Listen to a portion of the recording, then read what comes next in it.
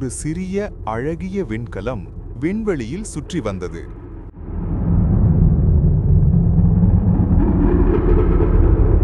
அந்த வண்ணமயமான விண்கலத்தில் சிறிய பணியாளர்கள் மகிழ்ச்சியாக ஒன்றாக வேலை செய்து கொண்டிருந்தனர். அவர்கள் சிவப்பு, நீலம், மஞ்சள், பச்சை போன்ற நிற உடைகளை அணிந்திருந்தனர். விண்கலத்தை சரியாக இயக்குவது அவர்களின் முக்கிய பொறுப்பாக இருந்தது. ஆனால் அவர்களுக்கு தெரியாமல் அவர்களில் ஒருவர் ரகசியமாக வஞ்சகனாக இருந்தான். அந்த வஞ்சகன் மற்றவர்களின் வேலைகளை கெடுத்து குழப்பத்தை ஏற்படுத்த நினைத்தான். ஒரு நாள் திடீரென்று விண்கலத்தில் உள்ள மின்விளக்குகள் அணைந்துவிட்டன. எல்லா பணியாளர்களும் பயமும் குழப்பமும் அடைந்தனர். அந்த நேரத்தில் சிவப்பு பணியாளர் அமைதியாக இருளில் சுற்றி நடந்தான்.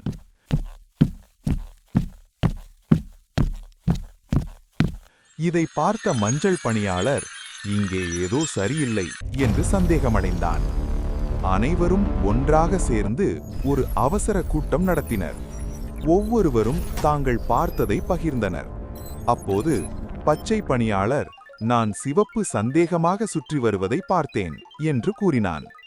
இதை கேட்ட சிவப்பு பணியாளர் பதட்டமடைந்தான். அனைவரும் கவனமாக யோசித்து வாக்கெடுப்பு நடத்தினர். இறுதியில் சிவப்பு பணியாளர் தான் வஞ்சகன் என்று தெரிய வந்தது. அனைவரும் மகிழ்ச்சியடைந்து உண்மையை கண்டுபிடித்ததில் பெருமைப்பட்டனர். உடனே சிவப்பு தன் தவறை உணர்ந்து மன்னிப்பு கேட்டான். அதற்கு பிறகு அவர்கள் மீண்டும் ஒன்றாக இணைந்து வேலை செய்தனர். இனிமேல் எப்போதும் எச்சரிக்கையுடன் இருக்க முடிவு செய்தனர்.